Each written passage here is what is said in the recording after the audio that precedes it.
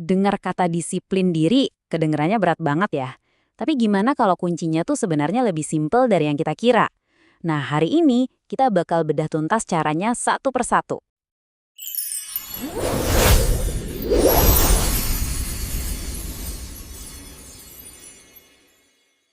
Sering gak sih kita ngeliatin kerjaan penting, terus yang kepikiran di kepala cuma, aduh nanti aja deh. Rasa males ini nih musuh kita semua.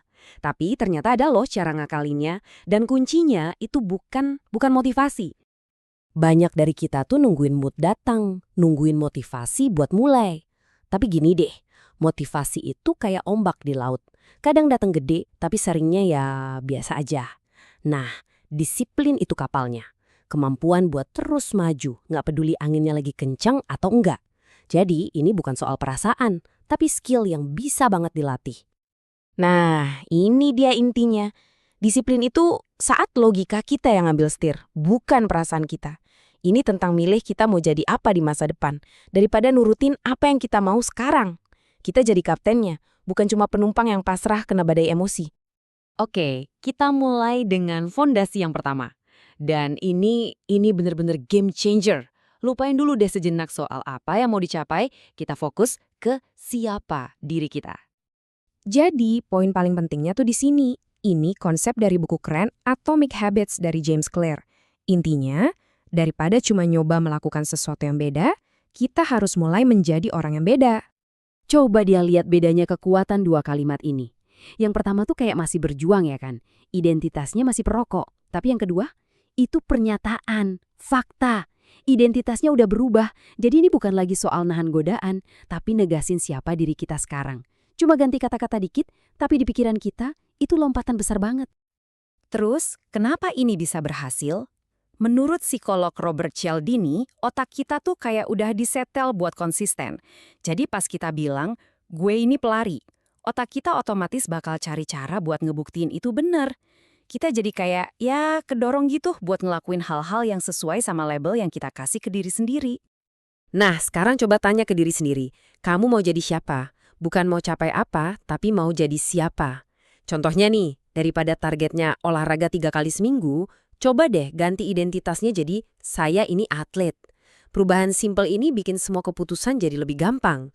Atlet kan pasti latihan, iya nggak? Tapi identitas baru ini kan butuh bensin ya, butuh kenapanya yang kuat biar apinya tetap nyala, apalagi pas lagi susah-susahnya. Jadi, apa nih sumber energi buat identitas baru kamu? Ada cerita keren banget nih dari aktor Jim Carrey. Waktu dia masih berjuang dulu, dia nulis cek buat dirinya sendiri, nilainya $10 juta, terus tanggalnya di masa depan. Cek itu disimpan di dompetnya. Tiap kali dia buka dompet, dia jadi ingat kenapa dia kerja keras banget. Nah, apa nih cek $10 juta versi kamu? Sesuatu yang bisa jadi pengingat visual yang bikin alasan kamu tetap hidup. Oke, setelah kita program ulang software di pikiran kita, sekarang waktunya kita cek hardware-nya. Soalnya disiplin itu bukan cuma soal mental, tapi juga biologis banget. Anggap aja disiplin itu kayak aplikasi super berat di HP kamu, boros banget baterainya. Nah, bagian otak yang tugasnya ngendaliin diri, yang namanya fungsi eksekutif, itu butuh banyak banget energi. Kalau kita capek atau lapar, baterai disiplin kita ya cepet banget habisnya. Makanya sebelum nyoba teknik disiplin yang aneh-aneh, pastiin dulu 3 pilar ini kokoh. Tidur, nutrisi, sama olahraga. Ini bukan cuma saran kesehatan biasa loh, ini tuh syarat utama buat punya kendali diri. Benerin ini dulu, dan setengah perjuangan kita udah kelar. Selain pilar fisik tadi, ada satu latihan mental yang kuat banget, meditasi. Contohnya zazen. Latihannya simple banget. Duduk, fokus ke nafas, dan pas pikiran kita ngelantur, dan itu pasti bakal kejadian, kita dengan sadar balikin lagi fokusnya. Nah, setiap kali kita ngelakuin itu, kita sebenarnya lagi ngelatih otot biar nggak gampang dikendaliin sama gangguan atau emosi. Ini kayak nge-gym tapi buat fokus kita. Oke, sekarang kita masuk ke bagian yang paling praktis. Yuk kita anggap disiplin itu persis kayak otot di badan kita, sesuatu yang bisa dan harus dilatih. Ini nih poin yang bikin lega banget. Kita tuh nggak dilahirin malas atau disiplin. Sama aja kayak ke gym, makin sering kita latih otot disiplin, ya makin kuat jadinya. Terus latihannya gimana? Gampang banget. Setiap kali kamu ngerasa ada sedikit aja rasa males atau nggak nyaman pas mau ngelakuin sesuatu yang baik, nah itulah beban angkatan kamu. Jangan dihindari. Justru hadapi rasa nggak nyaman itu. Setiap kali kamu berhasil ngelawan, itu sama kayak satu repetisi yang bikin otot disiplin kamu makin kuat. Nih, beberapa contoh praktisnya. Mandi air dingin mungkin nggak nyaman, tapi itu latihan disiplin yang luar biasa.